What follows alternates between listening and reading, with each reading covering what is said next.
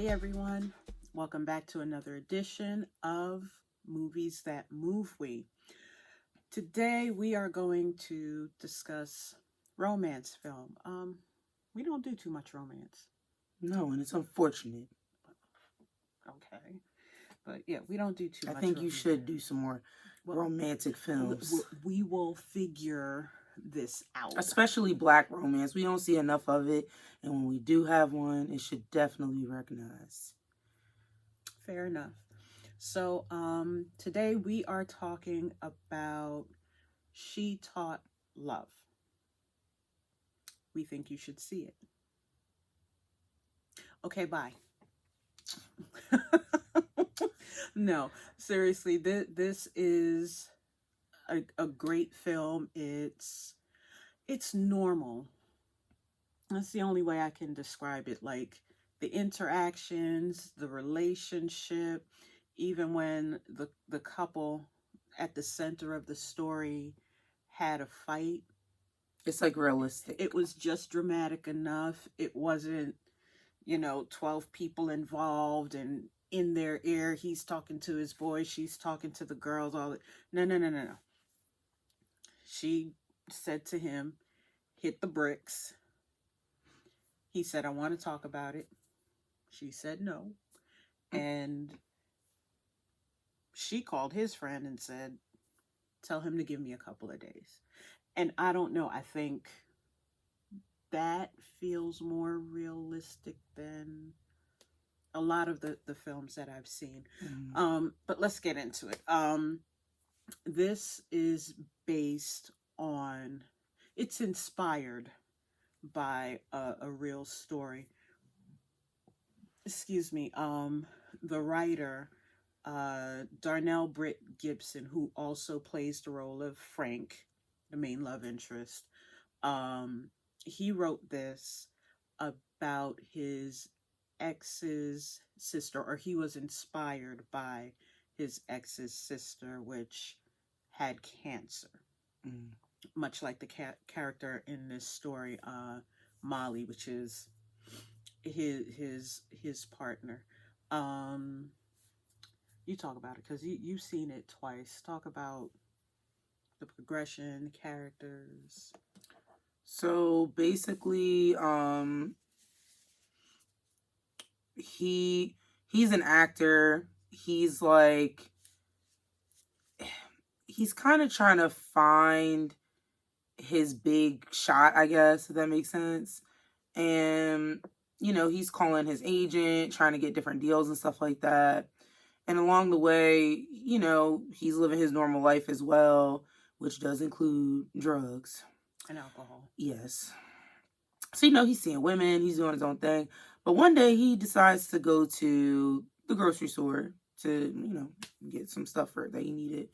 And he noticed this woman in the store. And it seems like he's seen this woman before when he's come to the grocery store. And he's trying everything he can. Like, he's trying to mac. Like, he's trying to get this girl. And she is not paying him any mind. She's like, I see right through it. Goodbye. So, but he keeps trying. Like, he's like, okay, I'm gonna keep going for it. So, that the first instance he, I think, tried to kind of get at her or whatever, it didn't work. Then they saw each other again. They ran into each other again. And she's a sports agent. So she had some type of event that night that she had to go to, but she didn't have a date or anything, or somebody to bring with her. So she ended up, after he basically was trying to shoot his shot again, she was like, you know what? I have somewhere to be. I don't got a date. Come with me. And that right there, when I saw that, I was like, she just randomly said, okay, but she was also at a point in her cancer treatment where she was saying, I don't have much time. What have I got to lose? Yeah, it was kind of like a spontaneous, like, let me just see what happens kind of thing. Yeah. So she ends up taking him with her, and they end up kind of like getting to talking, and she's sharing a lot of her, like, kind of intimate, interests and things of that nature. And he's kind of like, whoa, like, okay. And he kind of starts opening up himself, which this character, to me, initially, him being an actor and him just kind of like, it seems like he kind of always jokes around about stuff and kind of like glazes over certain issues. For him to meet somebody that he could actually like open up with about deeper subjects, it's like, okay. And on sight, they don't seem like they would be any kind of match. Yeah, like, because she's very professional. I'm not going to say she's buttoned down, but she's got her stuff together. And he's like going from acting job to acting job, getting roles that people recognize him on the street for, but he's not like, he doesn't feel like he's made it. I feel like if she didn't have the diagnosis she had, she wouldn't even give him time of day, like, at all, because she saw right through that. Right. But I think, and I hate saying it this way, but I kind of think, like, along with, like, just for her own personal entertainment, like, okay, I'm gonna die anyway, like, I might as well, I don't have anything to lose. I also think she kind of, like, looked at it as, oh, this might be a little bit of a project. Might be fun. Something to do, kind of thing. So we're not telling you anybody's name because, I don't know, the story's more important than the names, it seems. But his name is Frank. He's played by Darnell Britt-Gibson. He wrote the whole screenplay.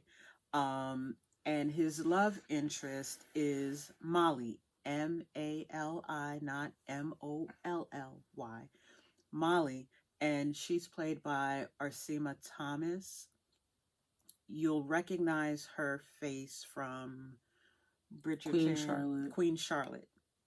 That's where I was like, oh, that's who that is. She plays the young lady Danbury. And Darnell was in, what is it called?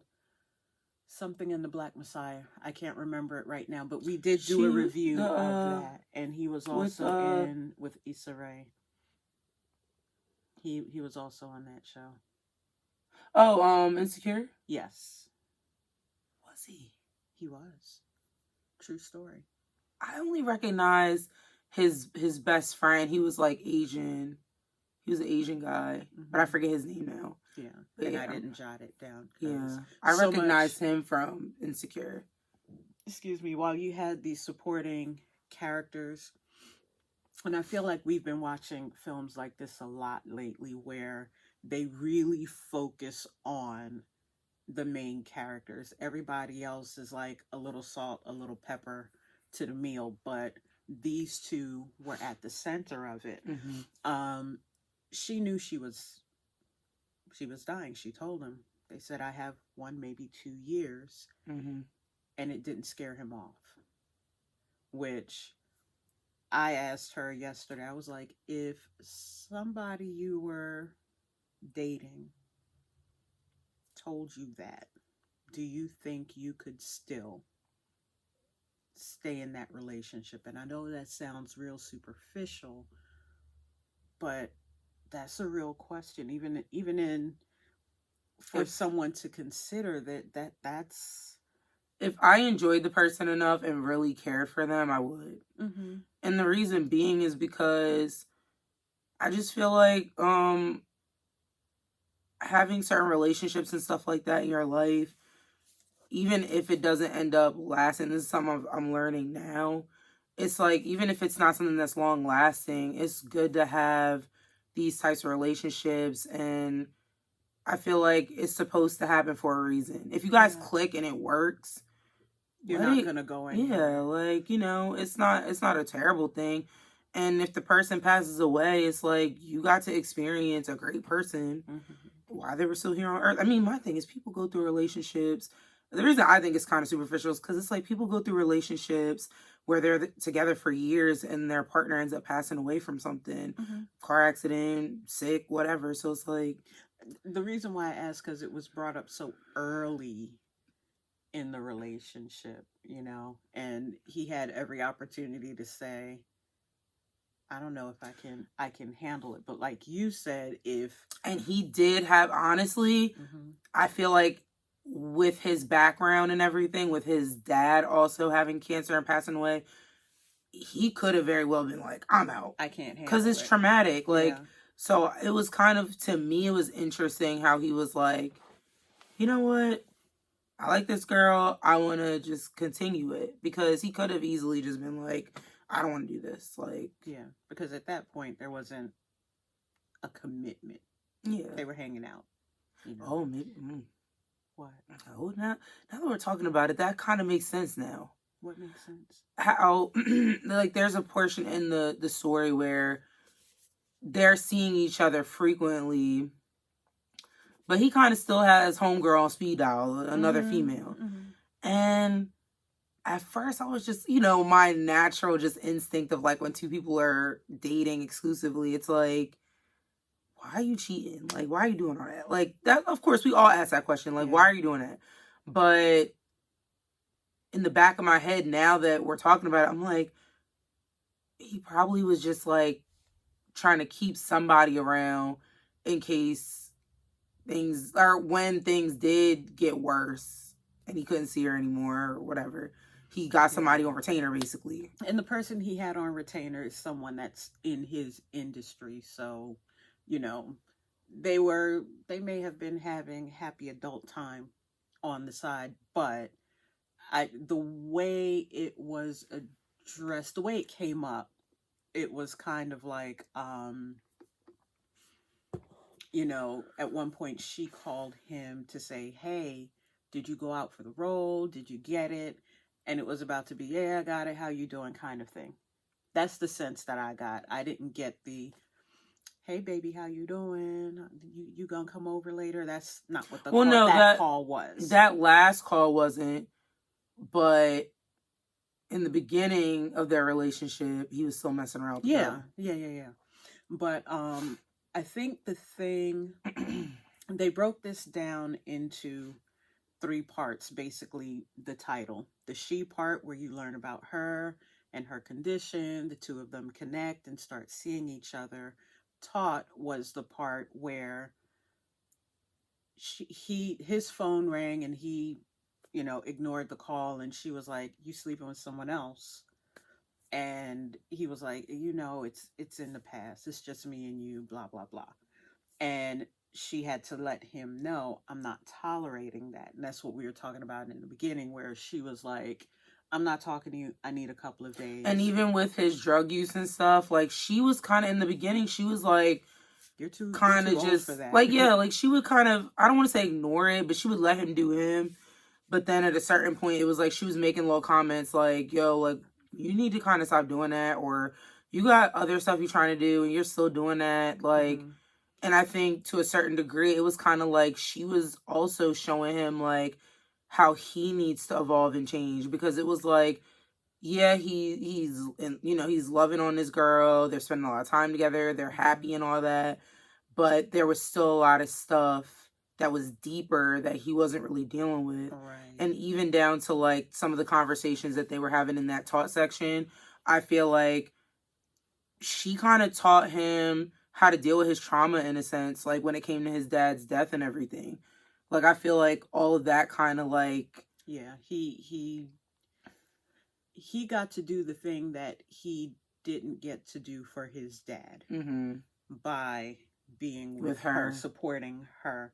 But after that situation where she needed a couple of days and he showed up and he gave a whole, it could sound like a stage speech, but he gave the whole,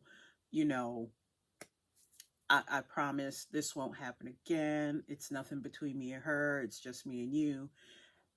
And how much did he dump out? Was it an ounce?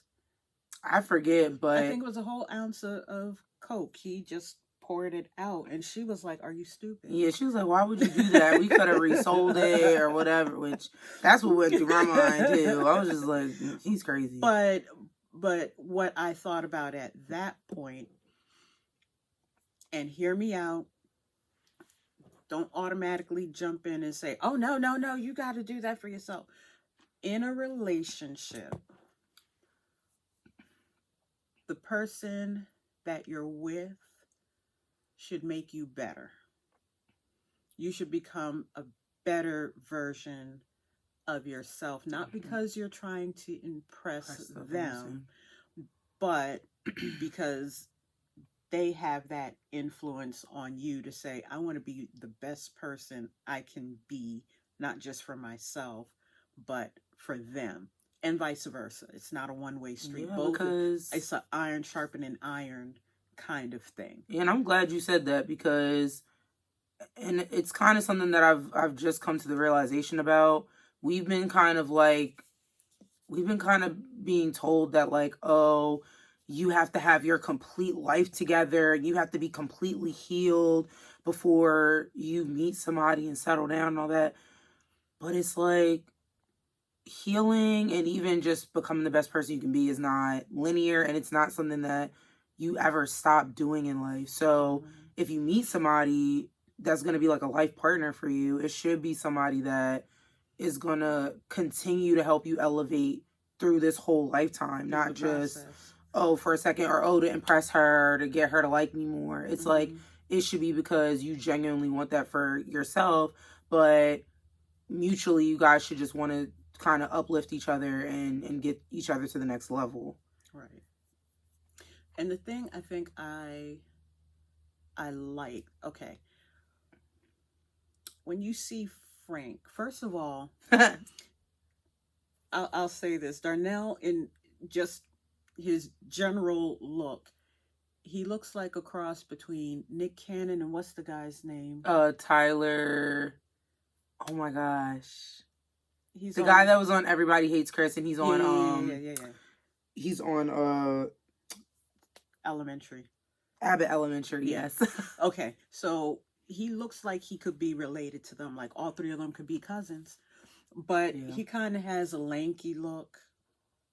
His character is kind of like, I'm thinking about the way he approached being from a Jamaican background, there's a thing that men do when they see a woman. They'll say, "Ayo, red shorts." Yeah, like they'll call out. That's something. How he approached her. He was like, "Ayo, blue sweatsuit, blue jogging suit. You gonna run in today?" And he's just like real casual, but there's a certain charm about him. And even though in the film, in the early part, he was looking like a little rough and bedraggled, there was still a certain charm, and her parents loved him. Now, I know if I brought a guy like that, looking like that, home, I would get side-eye from everybody. I would get side-eye. But somehow these two, who seemed like they had not so much in common, again, looking past shortcomings, flaws, they made it work. Again, this felt real. This felt so real. So, you got anything else you want to add? I just want to say, in general, and I said this about Intergalactic, I love what Issa Rae does. I love the fact that, like, they're putting out more films like this, because, yeah, we have our Love and Basketballs, and we have our Brown Sugars and all of that from, like, the 90s, which I like these movies. I appreciate them. But it's like, we don't have enough rom-coms, in my opinion. We don't have enough romantic dramas with just us in it. That we don't have enough of them stories. And the thing is, this was a very simplistic and clean-cut story. It was, hey, guy meets girl, likes her, and she has a cancer diagnosis. This is something that there have been a lot of films that kind of have a similar storyline, but it doesn't include us. Or it's not like we're were like telling these stories, if that makes sense. It's like, I'll say this. Since doing movies that move me from the very beginning, I'm realizing we do have these stories. I think the challenge with our community is that we'll look at a white casted um, rom com or drama or sci-fi and say we would fit into that.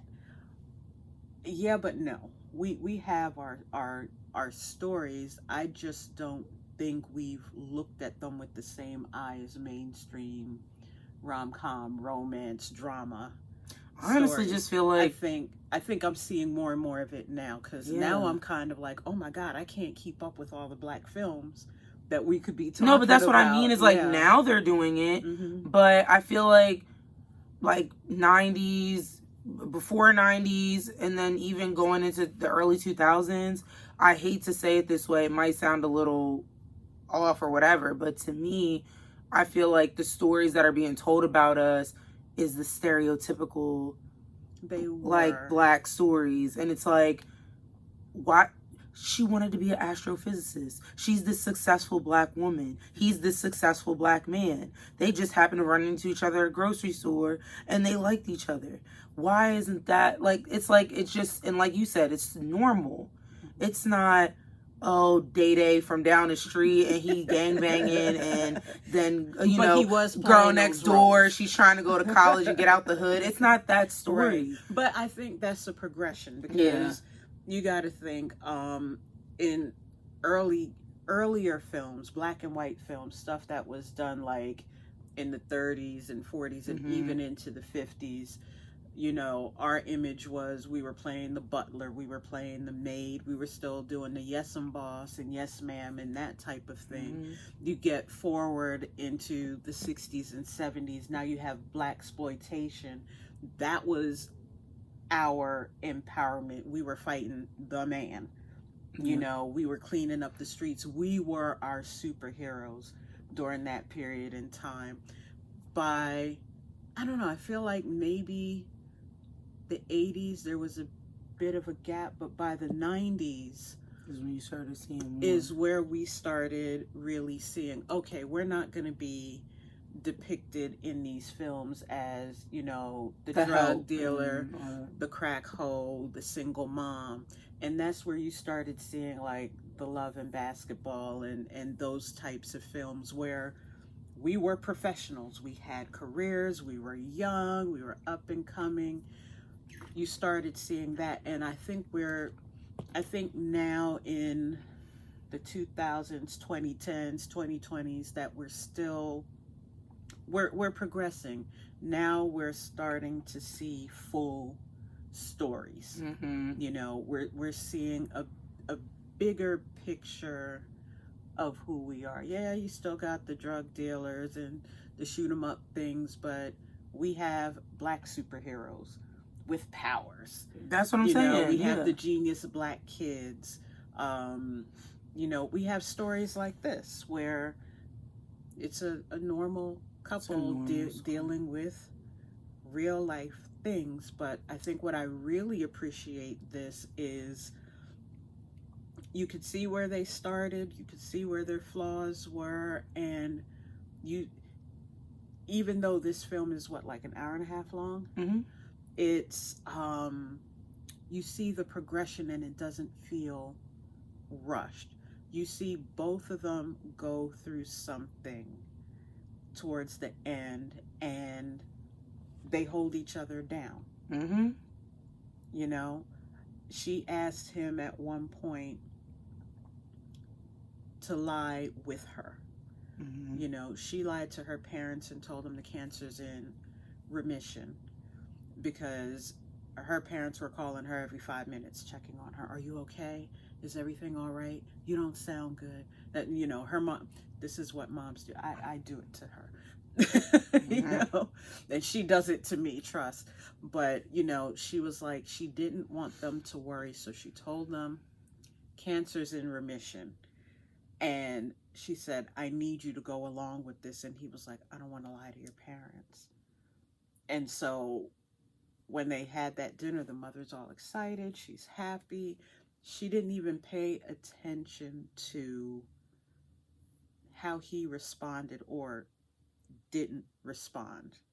Mm-hmm. And the only other person at the table that realized that something's off was the dad. But even he held it together because he understood it was a loving gesture. Mm-hmm. And I know people are like, you should never, ever, ever lie. But she had a good reason for fabricating this story. And in the end, it was the right judgment. It was said this was the right thing for her to do.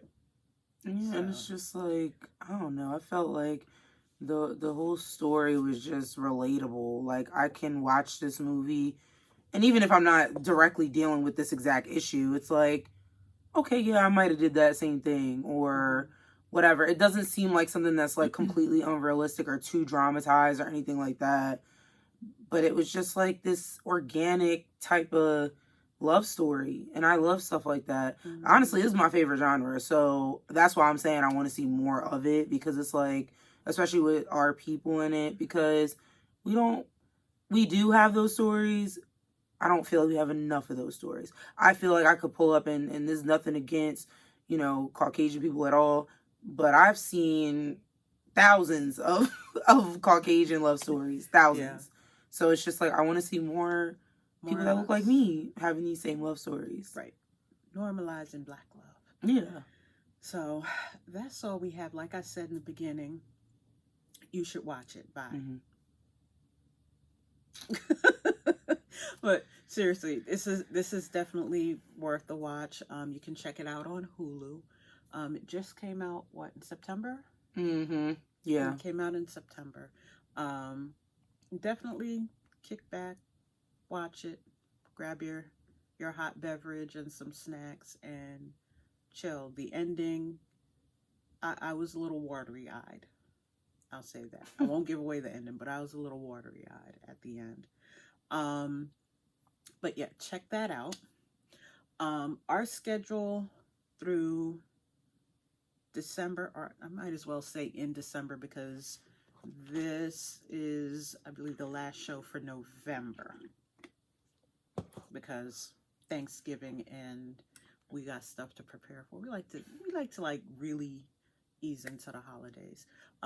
So we'll have 2 more shows in December, and then you won't see us again until the new year. But sit tight. After we say our goodbye, you know how we do, bye. Yeah. After that, there will be a panel that will tell you the upcoming dates and what films we'll be watching. So you can join us on those days. And again, we'll be putting these reminders up in our banner on Movies That Move We on Facebook.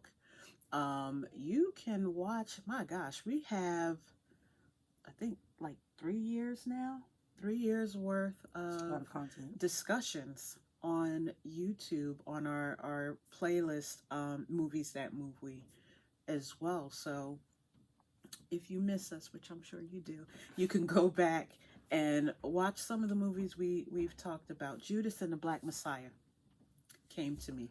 That's what Darnell was in. But yeah, that's one that we reviewed. You can go back and check it out. We love when people go and watch the old stuff as well as the new stuff. And yeah, we should talk about the song, right?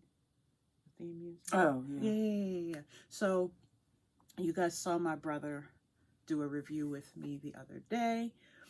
He put together a nice song, which you heard at the beginning, and you'll hear more of it in a moment. But that is our new theme music. So thank you, Dean. And we'll have the information where you can find his stuff as well. So that's all we have for today. Tell your mama, tell your friends, like, share, and follow. And we will see you in a couple of weeks. Bye. Okay, bye for real this time.